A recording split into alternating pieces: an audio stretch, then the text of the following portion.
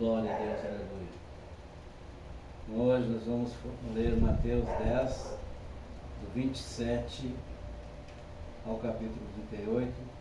Quero que os irmãos prestem atenção no capítulo 34 e 36.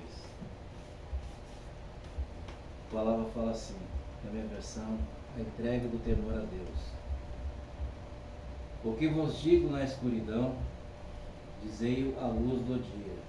E o que se vós dias ao ouvido, proclamai-o do alto dos telhados. Não tem mais os que matam o corpo, mas não tem poder para matar a alma. Temei antes aquele que pode destruir no inferno tanto a alma como o corpo. Não se vende 2 pardais por uma moedinha de cobre? Mesmo assim, nenhum deles cairá sobre a terra sem a permissão de vosso Pai. Enquanto aos muitos cabelos das vossas cabeças estão todos contados. Por isso não temais, bem mais vale vós do que muitos passarinhos. Assim sendo, todo aquele que me declarar diante das pessoas, também eu o declararei diante de meu Pai que está nos céus. Entretanto, qualquer que me negar diante das pessoas, também eu o negarei diante de meu Pai que está nos céus. Não penseis que vim trazer a palavra, trazer a paz à terra. Não vim trazer a paz, mas a espada, que é a palavra. Pois eu vim para ser motivo de discórdia entre o homem e seu pai, entre a filha e sua mãe, entre a nora e a sua sogra. Assim os inimigos do homem serão os da sua própria família. Quem ama seu pai ou a sua mãe mais do que a mim, não é digno de mim. E quem ama o filho ou a filha mais do que a mim, não é digno de mim. Aquele que não toma sua cruz e não me segue, também não é digno de mim. Amém? Então assim, ó, irmãos. Aqui no 34, quando o Senhor fala, não penseis que vim trazer a paz à terra, não vim trazer a espada, a palavra. Então, quando o Senhor está falando sobre a palavra, lá se a gente vai ler no Evangelho de João 8,32, o Senhor fala, conhecereis a palavra e a palavra vos libertará. Então, no momento que nós somos conhecedores da palavra, nós deixamos de ser inocentes e tudo aquilo que nós fizermos, conhecendo, a gente está pecando contra o Espírito Santo. E o Senhor mesmo fala, podeis pecar contra mim e contra o Pai, mas contra o Espírito Santo não. E o que nós temos conosco? Nós temos o Espírito Santo que faz parte da nossa vida, é Ele quem a gente, quando aceita Jesus, a gente chama Ele, é Ele quem dirige a casa, é Ele quem dirige a nossa vida, tudo entrega a Ele. Então, nós temos que prestar bem atenção, que nem hoje, um dia a igreja poderia estar lotada, mas muitos estão em suas casas, usufruindo do seu lazer, para não ficar ao quente. Quando chove demais, não vem porque está chovendo. Quando está frio, não vem porque está chovendo. Hoje está muito quente, não vem também. Então assim, ó, ali no 34 é bem, ó, ele veio trazer a espada, que é a palavra. E quando somos conhecedores, nós estamos pecando, não é, eu estou em rebeldia com o pastor, com a igreja, eu não vou ir hoje lá porque está muito quente. Nós temos que ter ali, ó, a entrega do temor a Deus. E no 36, eu quero deixar bem claro, para depois nós darmos continuidade, assim os inimigos do homem serão os da sua própria família. Então assim eu quero, irmãos, olha, mostrar que muitas das vezes, quando a gente aceita o Senhor Jesus, normalmente são os da casa que pegam e falam, incomodam, vem de dizer aquele aleluia, aquele lá, porque não antes fazia todas as coisas erradas, mas agora está aí gritando glória a Deus, aleluia, querendo ser mais santo que os outros. Não. Se nós, porque assim, ó, tem uma grande diferença. O pecado, ele só vai se tornar pecado no momento que nós deixarmos ele cair no coração. O Porque enquanto ele estiver na mente, nós orarmos, vigiarmos e não deixar ele cair para o coração, ele não vai se tornar pecado. Porque o Senhor mesmo fala que não é o que sai do coração, lá em Marcos 7:20, mas sim, não é o que sai da boca, mas o que sai do coração. O que entra pela boca, ele sai para os esgotos, as coisas. Mas o que sai do coração, esse sim, pode ser bênção ou maldição. Como lá em Tiago 3:6, a língua é fogo, ela pode ser bênção ou maldição. Então nós temos que ter cuidado, onde o Senhor fala que os inimigos da casa são os primeiros a nos derrubar. Muitas vezes a esposa aceita o Senhor Jesus, o marido não aceita, então ele vai criticá-la, ou o filho aceita, enfim. O que a palavra também fala? Ninguém vai levar o pecado do outro. O filho não vai levar o pecado do pai, o pai não vai levar o pecado do filho, e assim vai. E a salvação, ela é individual, ela vai se tornar coletiva no momento que a pessoa aceitar o Senhor Jesus. Se vocês já notaram, muitas vezes em cima do altar a pessoa está ministrando a palavra e acaba morrendo ali mesmo, louvando, ministrando. Então a gente nunca sabe a hora seguinte, o dia seguinte. Porque por mais que dentro da família tem só pastores e pastora, missionária, mas se dentro daquela família eles não viverem aquilo que pregam em cima do altar, depois que desce, eles estão sendo pessoas mentirosas diante do Senhor. Porque é difícil alguém não sentir a dor do seu próximo. Aquele que não sente a dor do seu próximo, ele não está vivendo Jesus. Porque Jesus passou por tanta humilhação, foi criticado, foi humilhado, foi açoitado e acabou o quê? Na cruz. Então assim, se nós notarmos também o que acompanhou o Senhor Jesus até a cruz, ele não abandonou. Nós notamos lá quando o Senhor fala para Pedro, hoje mesmo tu vai me negar 3 vezes. E Pedro disse assim, não, Senhor, eu não vou fazer isso. Isso vai. E Pedro, amigo dele, negou ele 3 vezes, assim como os outros apóstolos abandonaram ele. O único que acompanhou o Senhor Jesus até a cruz, ele sendo crucificado ao lado de Maria, foi João, irmão de Tiago, filho de Zebedeu. E o Senhor carinhosamente colocou o nome deles de Boanerges, filhos do trovão. Então assim, se vocês notarem naquela hora que o Senhor estava sendo crucificado, ele pega e olha para Maria e diz, eis aí teu filho. E fala para João, eis aí a tua mãe. Então note que o amigo se tornou família. Se tornou família. E o Senhor Jesus, os apóstolos todos, cada um tiveram umas mortes horríveis, tudo, mas lá eles abandonaram. Então a colheita, ela é obrigatória. A semeadura, o que a palavra também fala? Grandes e pequenos no juízo serão julgados.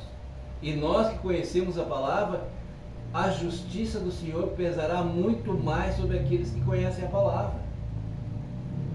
E muitos que estão vindo na igreja apenas por conveniência, porque estão com problema, aí vem o Senhor, começa a derramar bênção, para de vir. O Senhor não retira a bênção que Ele dá, mas Ele pode retirar a sua mão.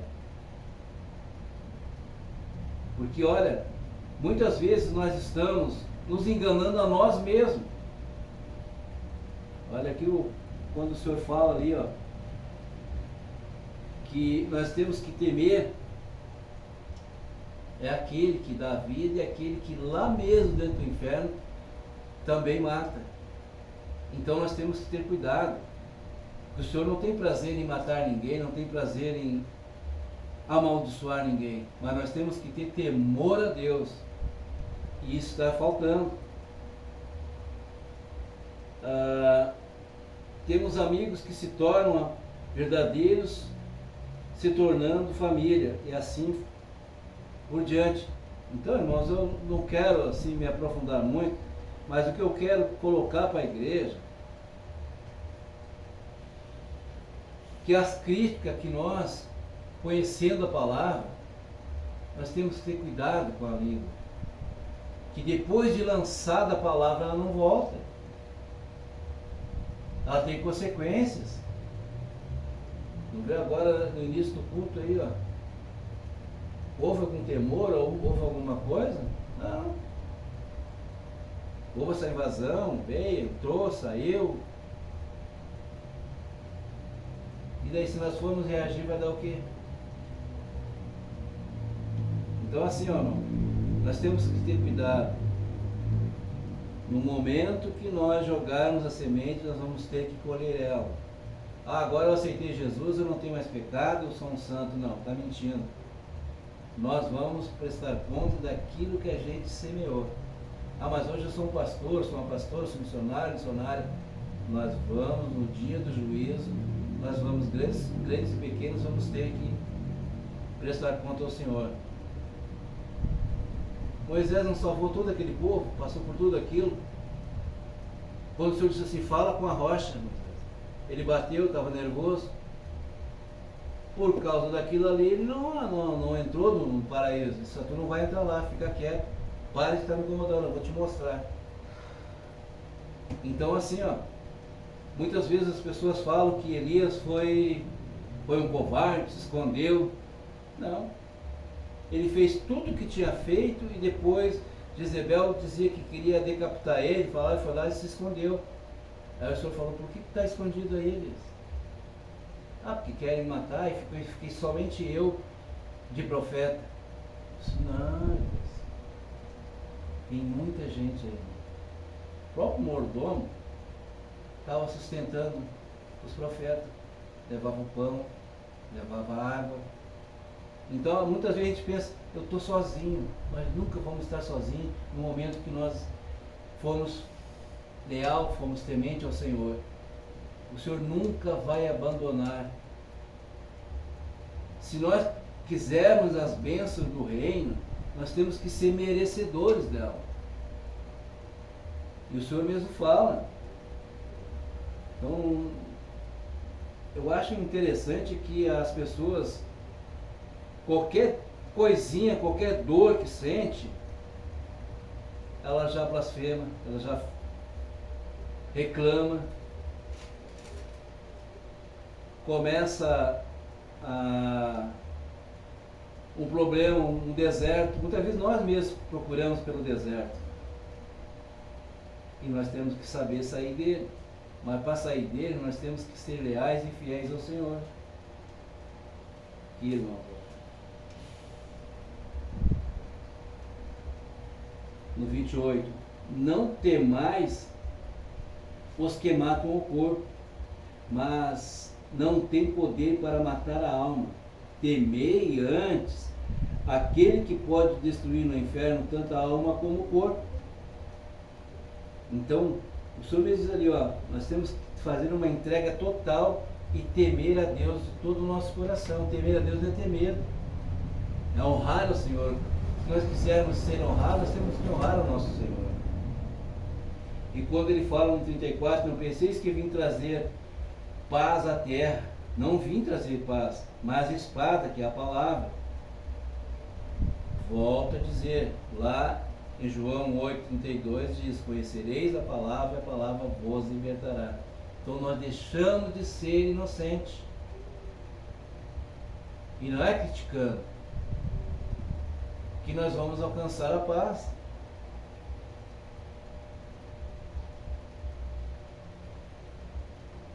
Vem, igreja?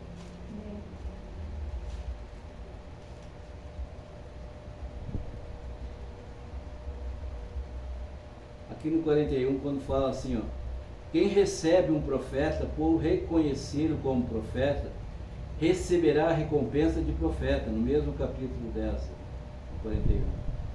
E quem recebe um justo por sua qualidade de justiça, receberá a recompensa de justo. E quem der, mesmo que seja apenas um copo de água fria a um desses pequeninos, por ser este meu discípulo, com toda certeza vos afirmo, que de modo algum perderá a recompensa. Então, quando nós fizemos o bem, nós não podemos ter preconceito, fazer acepção. O bem tem que ser feito não só dentro de casa, porque a palavra também é clara, né? O que adianta eu ganhar lá no mundo e não ganhar a minha família em casa? Então nós temos que começar em casa, começar dentro da igreja, depois no social na rua, porque depois dessa aqui em casa nós aprendemos da seguinte forma. Quando eu estive lá nessa última vez dentro do hospital, o Senhor me levou e me trouxe. Mas foi nesta jornada, nessa empreitada, que a gente viu quem são os verdadeiros amigos e irmãos na fé. Então nós temos agora que fazer assim: primeiro a minha saúde, primeiro a minha esposa, primeiro meus filhos, a igreja, depois sim a rua. E esses nomes que nós temos escrito no livro de intercessão, é obrigação nossa diariamente orar e interceder por essas vidas. Todos os dias. Que elas confiaram. E no momento que elas não estão aqui presentes, mas o Senhor está. Então assim, muitas vezes as pessoas se enganam com as pessoas. Lembro que quando o Senhor foi escolher o seu rei, já tinha escolhido Davi, em 1 Samuel, lá no 6 e 7 em diante, o Senhor falou: vai lá que eu tenho escolhido na casa de Jessé. Samuel, quando botou os olhos no primeiro, bonito, forte, Eliabe, é esse? Não, manda passar todos. Depois pergunta se não tem mais nenhum. Mandou passar todos, não tem mais nenhum, Jessé? Tem Davi que está cuidando das ovelhas. Eu já vou concluir isso. Quando chegou, o Senhor falou para ele: é esse aí. O que o Senhor disse naquela hora? Vocês olham a aparência. Muita gente olha a aparência, porque tem irmãos, eu não quero assim tocar em feridas, mas muitas vezes tem pessoas que em cima do altar estão pregando uma coisa e quando desce não vive aquilo que prega. São pessoas sem coração, pessoas que não querem alcançar uma mão, fazem acepção, e a pessoa olha a aparência dela. E o Senhor não, Ele sonda o coração. Então nós temos que ter cuidado, nós temos que orar mais, que nem o louvor que a pastora cantou, orar mais, jejuar mais e ler mais, porque isso daqui é alimento.